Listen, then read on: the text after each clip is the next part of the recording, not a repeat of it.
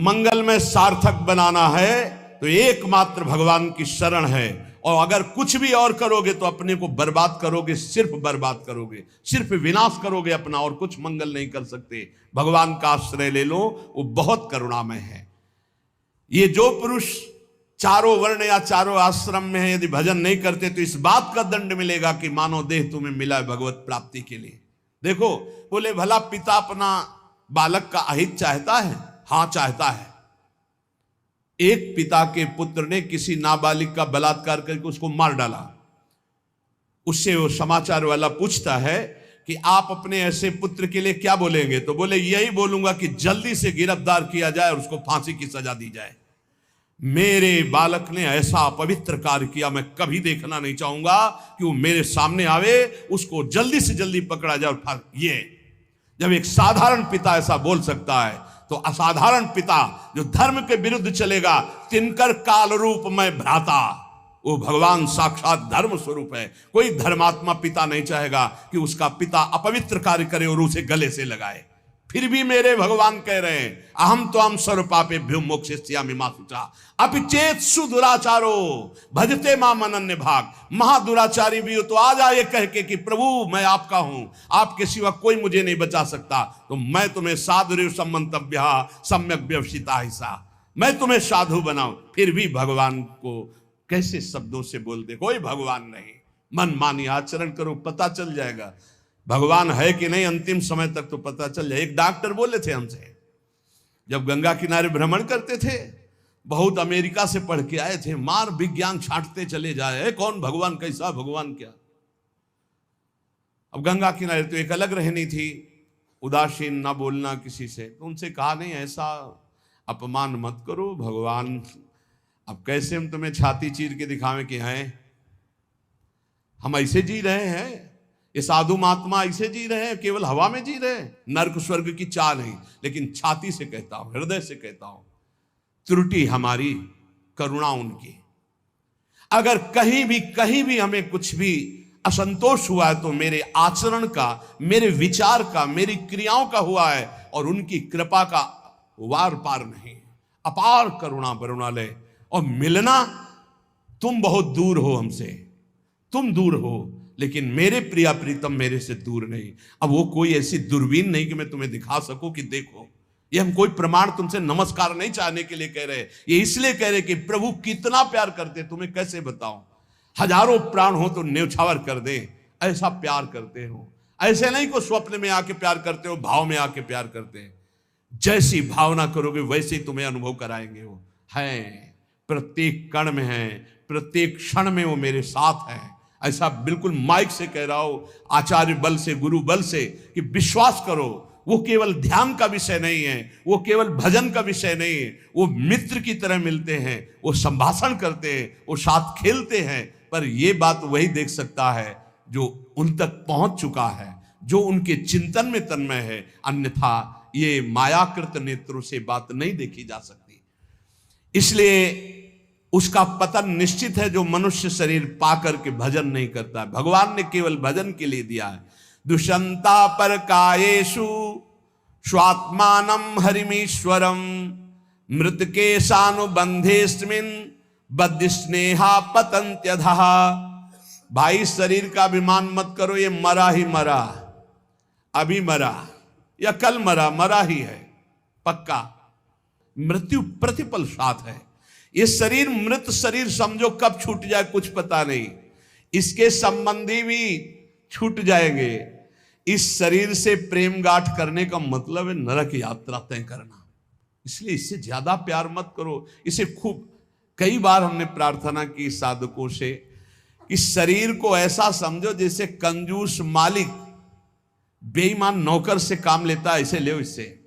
इसको छूट दे दी तो ये पूरी की पूरी जिंदगी बर्बाद कर दे। इसे बेईमान जैसे नौकर ना हो। ईमानदार नौकर अपने आप काम करता है, ये अपने आप नहीं करेगा। बेईमान नौकर जो आराम करना चाहता है, लगाओ काम में 4 घंटे, 24 घंटे में 20 घंटे इसको संसारिक काम, साधना के काम, भजन कार्य, आनंद समेट लो। यहां कमाने आए हो, यहां कोई तुम्हारा घर नहीं, कोई मकान नहीं, कोई दोस्त नहीं, कोई परिवार नहीं। ये परदेश है स्टेशन जैसा, तुम्हारी टिकट कटी भागे, पूछोगे भी नहीं कि ये पत्नी तुम कैसे रहोगे, ये बच्चों तुम कैसे रहोगे, नहीं, चले गए, दोबारा कभी देखने को नहीं मिलेगा, न तुमको वो न वो तुम्हें, कभी नहीं मिलेगा। ये ऐसा माया का जादू का खेल, सत्ता ही खत्म हो जाती है। इसलिए हे भाई, इस शरीर में रहने वाले अपने स्वरूप को जान लो और किसी से भी द्रोह मत करो। वो मूर्ख हैं जो इस अपने शरीर को तो अमर मानते हैं, दूसरे शरीरों को मारकर खाते हैं मांस।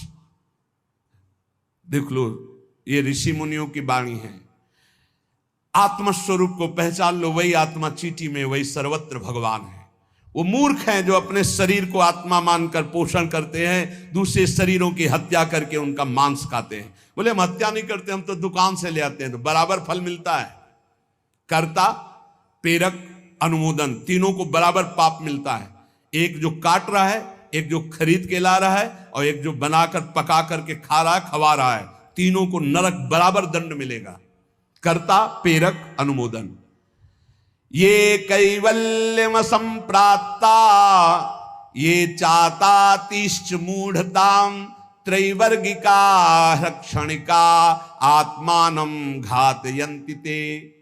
जो लोग ये भगवत प्रदत्त शरीर प्राप्त करके कैवल्य परम पद प्राप्त नहीं कर लेते और ज्ञान बघाड़ते रहते हैं, वो पूरे ज्ञानी भी नहीं हैं और पूरे मूर्ख भी नहीं है। उनकी बड़ी दुर्दशा होती, ना इधर के रहते ना उधर के रहते, मजरे ढो। सदैव वो अर्थ, काम, वासना इन्हीं में फंसे रहते हैं। एक क्षण के लिए उनको चैन, शांति नहीं मिलती। जो मनुष्य शरीर पाकर अपना उद्धार नहीं कर लेता, वो अपने पैरों में मानो अपने हाथ से कुल्हाड़ी मारकर काट रहा है, वो आत्मघाती है, वो दुर्गति को प्राप्त होता है। एत आत्महनो अशांता अज्ञाने ज्ञान मानिनः सीदंत्य कृत कृत्या वही काल ध्वस्त मनोरथा। ऐसे जो ज्ञान बगाड़ते रहते हैं और ब्रह्मबोध नहीं किया, निरंतर भजन नहीं करते, इनको आत्मघाती कहते हैं। जानते हैं पर मानते नहीं हैं। ये इन आत्मघातियों को कभी शांति प्राप्त नहीं होती, इनकी कर्म परंपरा कभी नष्ट नहीं होती। काल भगवान सदा सर्वदा इनके मनोरथों पर पानी फेरते रहते, हृदय की जलन विषाद कभी मिटने को नहीं होती। इसलिए हित्वात्यायास रचिता गृहापत्य सुहृच्छ्रिया तमो विशंत्य निच्छन्तो वासुदेव परांगमुखा। वासुदेव भगवान श्री कृष्ण के चरणों का आश्रय ले लो, उनसे विमुख मत हो। विमुख होकर यदि तुमने धन, रुपया, पैसा, मकान सब समेट भी लिया तो भाई जब जाओगे कुछ साथ नहीं। एक बार कृष्ण कहा, एक बार राम कहा, एक बार राधा कहा, ये सत्य वस्तु तुम्हारे साथ जाएगी। इसलिए बार बार राम राम, कृष्ण कृष्ण, हरि हरि, राधा राधा बोलते हुए अपना काम करो तो तुम्हारा लौकिक भी पुष्ट और पारलौकिक भी पुष्ट हो जाएगा। जो भगवान नाम जप नहीं करता, भगवान से विमुख है, ना चाहने पर भी विवश होकर उसे घोर नरक में जाना पड़ता है। इसलिए सदगति प्राप्त करने के लिए नाम जप अत्यंत आवश्यक है। ये कलिकाल की बड़ी महिमा वर्णन की भगवान व्यास जी ने। जो फल सतयुग में 10,000 वर्ष ब्रह्मचर्य रहकर दोनों हाथ उठाकर दाहिने पैर के अंगूठे के बल खड़े होकर भजन करने से मिलता था, ध्यान दीजिए कितना कलयुग का कृपा प्रसाद है। कलयुग को बहुत बुरा कहा जाता है, तो ये बात पक्का समझो, दो पक्ष सब में होते हैं, कृष्ण पक्ष और शुक्ल पक्ष, एक अंधेरे का पक्ष, एक प्रकाश का। तो कलयुग में दो पक्ष हैं। एक अंधेरे का पक्ष अगर भगवान से विमुख हो तो नष्ट कर देगा। यहां कह रहे हैं भगवान महर्षि वेद व्यास देव जी, यत्कृते 10 वर्षैस्त्रेतायाम हायनेन तत् द्वापरे तश्च मासेन हरहोरात्रेण तत्कलौ तपसौ ब्रह्मचर्यस्य जपादेश्च फलम द्विजा प्राप्नोति पुरुषस्तेन कलिसाध्यति भासितम। सतयुग में 10,000 वर्ष ब्रह्मचर्य से रहकर दाहिने पैर के बल अंगूठे के खड़े होकर दोनों हाथ उठाकर मंत्र जपने से जो फल मिलता था, वह त्रेता में 1 वर्ष ऐसी साधना, द्वापर में 1 मास 1 महीने, और कलयुग में 24 घंटे नाम कीर्तन करने से वो फल प्राप्त हो जाता है। सतयुग में 10,000 वर्ष तक, सोचो कितना बड़ा। कलयुग जैसा कलयुग समयुग आन नहीं, जो मन कर विश्वास, जो नर कर विश्वास। बहुत बड़ा लाभ कलयुग। 24 घंटे नाम कीर्तन से वो फल मिलेगा, जो बड़ी बड़ी तपस्याओं से, बड़े बड़ी साधनाओं से। बोले सतयुग बहुत श्रेष्ठ है, द्वापर त्रेता बहुत श्रेष्ठ है। हमें लगता कलयुग बहुत श्रेष्ठ है। धन्य है कलयुग जो 24 घंटे नाम कीर्तन से वो हजारों वर्ष की तपस्या का फल प्राप्त करा दे। भगवान व्यासदेव जी कहते हैं, मैं कलयुग की पूजा करता हूं, मैं उसे सर्वश्रेष्ठ कहा कि सतयुग में ध्यान, त्रेता में यज्ञ, द्वापर में देवार्चन, ध्यायन कृते यजन यज्ञ त्रेतायाम द्वापरेर्चयन, यदाप्नोति तदाप्नोति कलौ संकीर्त केशवम। जो सतयुग में ध्यान से, त्रेता में यज्ञ से, द्वापर में पूजा करने से मिलता था, कलयुग में केवल नाम कीर्तन से फल मिल जाता है। इसीलिए नाम संकीर्तनम यस्य सर्व पाप प्रणाशनम। कलयुग में सबसे बड़ी साधना नाम जप करो, नाम कीर्तन करो, लीला चरित्र गाओ, लीला चरित्र सुनो। जो इस कलयुग में अपना कल्याण नहीं कर पाया तो फिर और युग में कल्याण करना बड़ा कठिन। अंगूठे के बल खड़े होके देखो, कई मिनट खड़े रहोगे। ऐसे उपमन्यु आज बड़े बड़े महात्माओं के चरित्र आते हैं, 1000 वर्ष, 10,000 वर्ष ऐसे। अरे यही सौभरी ऋषि यमुना में डुबकी लगा के भजन करके देखो, कई मिनट करोगे। जल को स्तंभित कर दिया, समाधिस्थ हो। ऐसे ऐसे महात्मा, अपने लोग महात्मा कहते हैं अपने को। डुबकी लगा के 2 मिनट नहीं रुक सकते नीचे, वो समाधिस्थ हैं। मछली को देख के 50 ब्याह करते हो, तुम मोबाइल में देख के क्या करोगे? तुम्हारे हो क्या होगा? इसीलिए बहुत होश में। कलयुग में बहुत महानता है भगवत प्राप्ति की, बहुत सुविधा है भगवत प्राप्ति की। होश में हो जाओ तो, पर ये होश रहने नहीं देता। ये किसके होश उड़ाता है? इसका प्रवेश कहां है? बता चुके कई बार।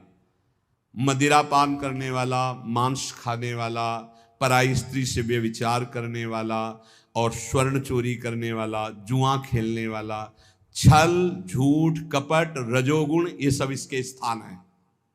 नाम जप करो, पवित्र भगवत प्रसाद पाओ। कहां कलयुग है? आनंद ही आनंद। बोलो यहां कितनी देर कलयुग लगा तुम्हारे ऊपर? आनंद ही आनंद है। कलयुग समजुग आन नहीं, जो नर कर विश्वास, गाय राम गुण गण विमल, भौबिन तरह प्रयास।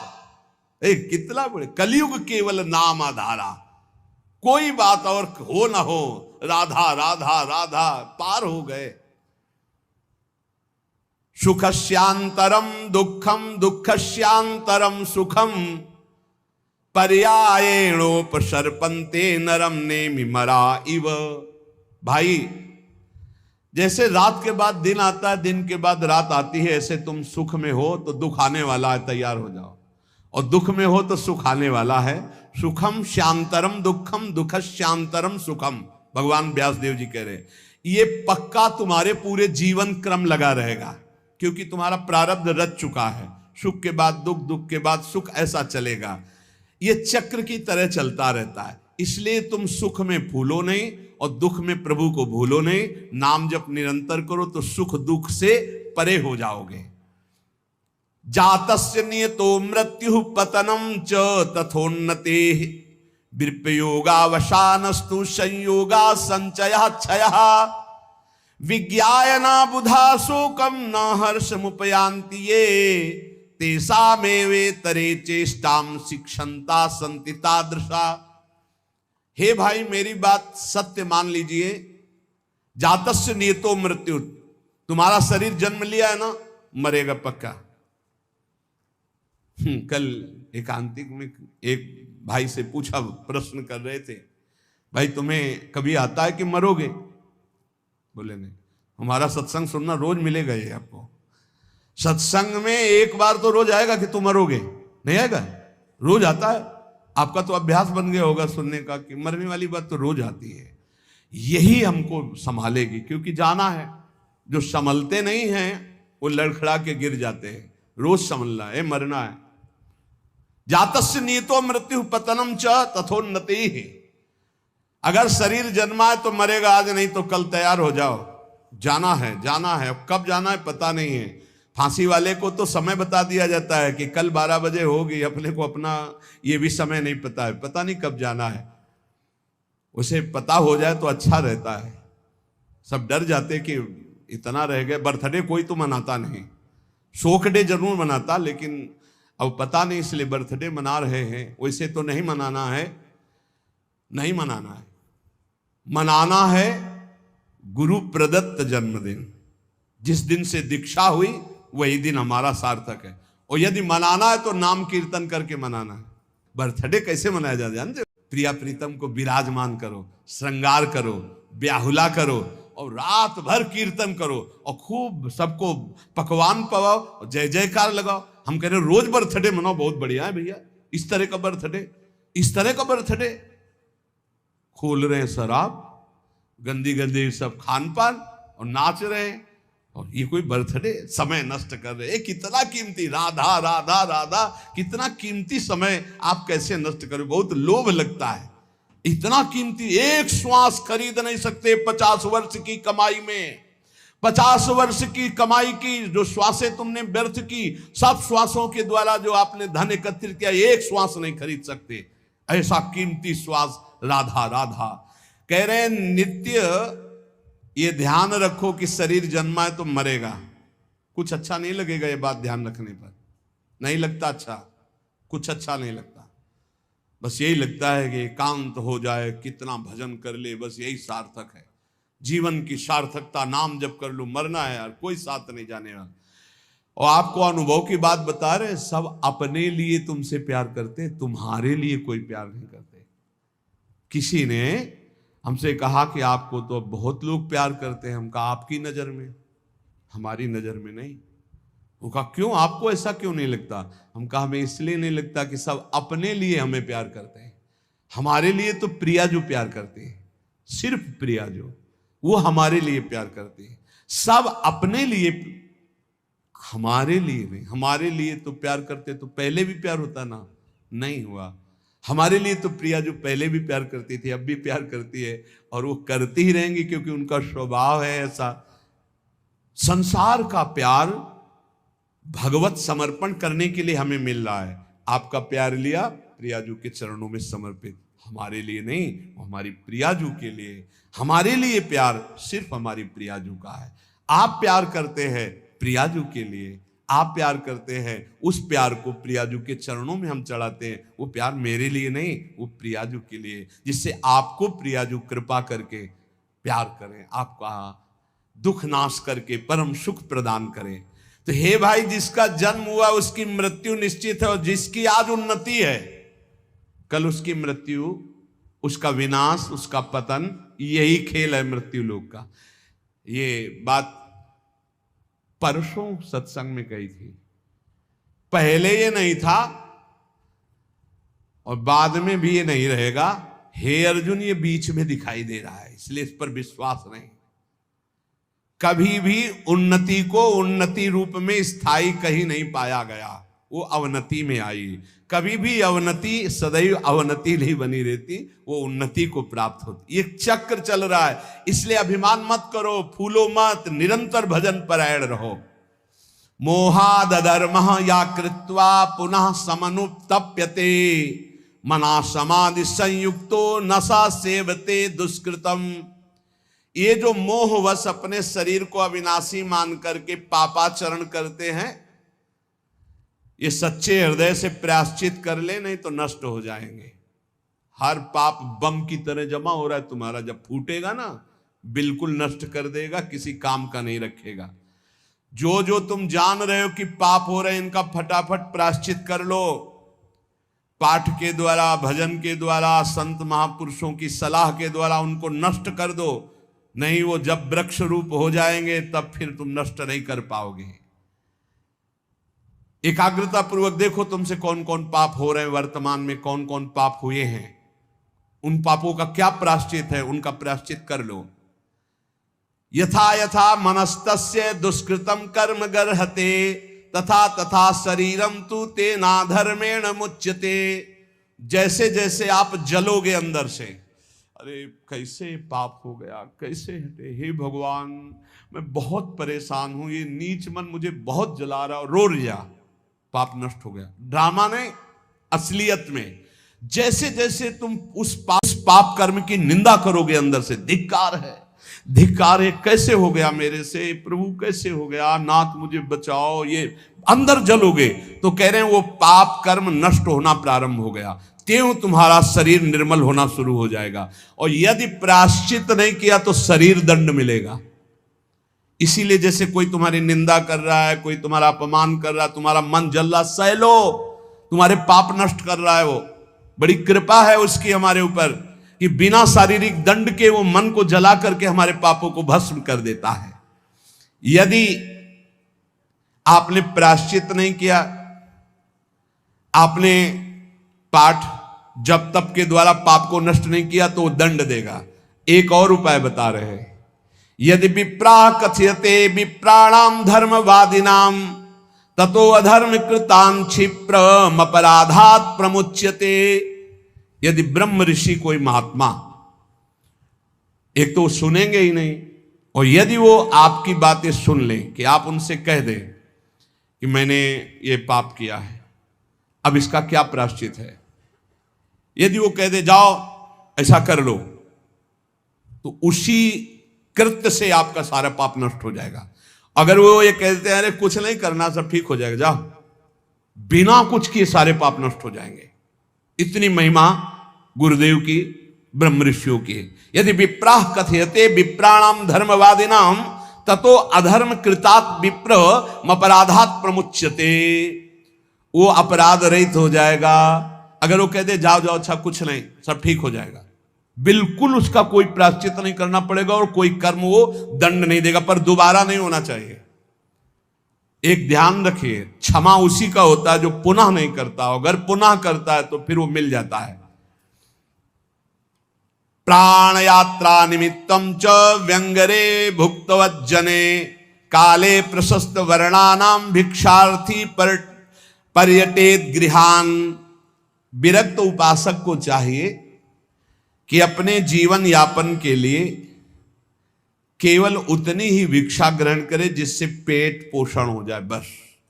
ये आप लोगों के लिए बहुत बढ़िया है। देखो, किसी से मांगना नहीं, कोई संग्रह नहीं, कोई परिग्रह नहीं, रोज का रोज जो श्री जी का प्रसाद खाओ, रात दिन भजन करो, काहे प्रपंच में फंसते हो। ये रुपया, ये मोबाइल, ये संसारी लोगों से मिलना जुलना, ये गुरु कृपा से ही बचा जा सकता है, अन्यथा भारी प्रपंच है। रुपये में एक भारी दोष है, 99 का चक्कर नहीं हटता रुपये में, ये भारी दोष है।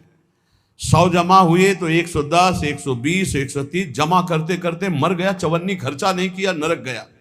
बहुत बहुत विचित्र है। भगवान बचावे। जैसे कंचन दलदल वैसे कामिनी दलदल वैसे कीर्ति दलदल। इन दलदलों में जो गिरा तो गुरु कृपा बचाए तो बचाए, नहीं निकल पाना मुश्किल है। बहुत खतरे का दलदल है, ऊपर से एकदम रोड जैसा दिखाई देता है और गए तो बस निकलने लायक नहीं रहोगे। कंचन कामिनी कीर्ति का दलदल। जीवन निर्वाह के लिए बस उदर में डाल लो, खूब डट के भजन करो, भगवत प्राप्त हो जाओ। जितना कम से काम चला लो उतना ही अपना भजन बचा लो। एक बार गिरिराज जी में जब पूज्य पंडित गया प्रसाद जी की समाधि, तो गुरुदेव भगवान ने कहा, इनका प्रकाश जानते हो क्यों हुआ? 45 वर्ष की अवस्था में गिरिराज जी महाराज के समीप विरक्त होके रहे, पर जिस दिन से विरक्त हुए उस दिन से कभी पैसा नहीं छुआ बाबा ने, कभी बाबा ने स्त्री स्पर्श नहीं किया, कभी बाबा ने प्रणाम नमस्कार स्वीकार नहीं किया, कंचन, कामिनी, कीर्ति तीनों पर विजय प्राप्त की हुई होने के कारण बहुत जल्द 45 वर्ष गृहस्थी में रहे, बहुत जल्दी इतना प्रकाश हुआ वैराग्य का। भाई जी जब पधारे थे तो बाबा को ऐसे दिव्य देह में दिखाई दे रहा था, भाई जी जा रहे, पंडित गया प्रसाद जी महाराज, एक काहे को अपना भजन बिगाड़ो, गुरु कृपा से भरण पोषण हो रहा, चकाचक खूब भजन एकत्रित करो, जितने से उदर पोषण हो जाए उतने ही भोजन पर अधिकार रखो, खूब भजन करो। भिक्षान्न है ये, आकाश वृत्ति से यहां आता है, वैसे भी भिक्षा तेहरा से मांग के रोटी लाई जाती। खूब भजन करो भाई यार, डट के। भजन ही जीवन का सार है। भिक्षा मिले तो हर्ष और ना मिले तो शोक ना करे। यहां ना मिलने का तो सवाल ही नहीं रह गया, वो तो अपने लोगों के जीवन में था। गंगा किनारे कई कई दिन जब गंगा जल से ही केवल उधर पोषण हुआ, और जैसे कोई बारी लगाने वाले ऐसे टिफिन खोल रहे हैं और अपना पार हैं, तो ऐसे दृष्टि जाती तो मन कहता बड़े भाग्य हैं उसके, ऐसा जीवन रहा है। बोले किसी के भी प्रति ना आदर सत्कार मिलने पर प्रियता और ना अपमान घृणा होने पर नफरत। मान लो कोई हमारा अपमान कर रहा है, घृणा कर रहा है, तो हमारे अंदर नफरत ना आवे उसके लिए। कोई बड़ा आदर सत्कार कर रहा है तो कोई प्रियता ना आवे। ऐसे भगवत मार्ग में रोज का रोज ये अमृत में वचन सुन रहे हो, ये बहुत अमृत प्राप्ति कराने वाले हैं। यदा यदा ही पाखंड वृत्ति रत्रोपलक्ष्यते तदा तदा कलेर्बुद्धि रनुमेया विचक्षणे। अब कलयुग का दोष कह रहे हैं, यदि पाखंड थोड़ा भी स्वीकार किया तो कलयुग तुम्हारी बुद्धि में सवार होकर नष्ट कर देगा। यदा यदा ही पाखंड वृत्ति रत्रोपलक्ष्यते, दिखाई भी दिया जरा सा पाखंड तो कलयुग सवार हो जाएगा। पाखंड जो है नहीं वो नाटक करना नहीं, बिल्कुल नहीं होना चाहिए। नाटक बिल्कुल नहीं होना चाहिए। नाटकबाजी तो भक्ति में होना ही चाहिए। बहुत बड़ा ये दंभ पाखंड रोग है, भक्ति को पूरा का पूरा रुग्ण कर देता है। दिखावटी नहीं होना चाहिए कुछ। प्रभु सब कुछ जानते हैं यार, किसको दिखाना है, क्या दिखा। अच्छा सामने वाला दे भी देगा तो क्या, प्रणाम नमस्कार रुपया पैसा, इसके लिए भक्ति ही कर रहे हो तो हरि लक्ष्मी पति, दूसरे से क्या चाहिए। अगर जरा भी पाखंड हुआ तो कलयुग तुम्हारी बुद्धि को ग्रसित करके अनुमान भी नहीं लगा सकते कि कितना भ्रष्ट कर देगा। यदा यदा सताम हानिर्वेद मार्गानुसारिणाम तदा तदा कलेर्वृद्धि रनुमेया विचक्षणै। जब जब तुम वैदिक मार्ग का उल्लंघन करोगे, साधु पुरुषों की आज्ञा का उल्लंघन करोगे, तभी तुम्हारी हानि करने वाला कलयुग तुम्हारी बुद्धि पर सवार होकर तुम अनुमान भी नहीं कर सकते कि तुम्हें कैसा भ्रष्ट कर देगा। प्रारंभाश्चा वशीदंती यदा धर्म कृताम नृणाम तदानुमेयम प्रधान्यम कलेर विप्रा विचक्षणैर। जब कोई धर्मात्मा अधर्माचरण की तरफ जाने लगता है, सोई कलयुग उसके ऊपर अपना प्रभाव डाल देता है। जब कोई विद्वान कलयुग से ग्रसित हो जाता है तो उसके आचरण उल्टे होने लगते हैं। इसलिए पाखंड, शास्त्र विरुद्ध आचरण, संत गुरुदेव की आज्ञा का उल्लंघन, धर्म के विरुद्ध आचरण करने वाले पर ही कलयुग का प्रभाव होता है, अन्यथा नहीं होता। कलयुग के प्रभाव से बचते हुए निरंतर नाम जप करते हुए इस जन्म में हम भगवत प्राप्ति कर ले। कुछ कमियां सब में होती हैं, वो भगवत साक्षात्कार में ही पूर्ण होती है। जहां भगवत साक्षात्कार हुआ उन कमियों का नाश हो जाता है। इसलिए उपासक को हर कदम जिन जिन कमियों को जानता जाए उनको छोड़ते हुए आगे तन्मयता पूर्वक बढ़े। हमारे दो पक्ष हैं, एक है हम और हमारे गुरुदेव, और एक है हमारी इंद्रियां और मन, माया। ये हमको गिराने की चेष्टा करती है, और गुरुदेव हमारे हमको जो उपदेश करते हैं वो इन पर विजय प्राप्त कराने। कभी कभी इनका पक्ष जोर हो जाता है और हम हार जाते हैं, तो हमें निराश नहीं होना। हमें ठीक जैसी आज्ञा वैसे ही चले तो फिर हम बलवान होकर जीत जाएंगे। और इस जन्म में मुझे भगवत प्राप्ति करना ही, किसी भी तरह रुकना तो है नहीं। हम चाहे जितना कीचड़ में सन जाए, हमें रुकना नहीं, हमें चलना ही चलना है। क्योंकि ये शरीर छूटा तो अब और किसी शरीर में भगवत भजन बने ऐसी कोई संभावना नहीं। बड़ा डर लगता है। अब इस शरीर से भजन करके भगवत प्राप्ति करना ही है। इसलिए सबसे प्रार्थना है, भजन का तात्पर्य है नाम जप, राधा राधा राधा। कोई पैसा नहीं लगता, कोई मेहनत नहीं, धीरे धीरे जबान हिलाओ, राधा राधा राधा, अपना कार्य करते रहो, इसी से भगवत प्राप्ति हो जाएगी। श्री राधा वल्लभ लाल की।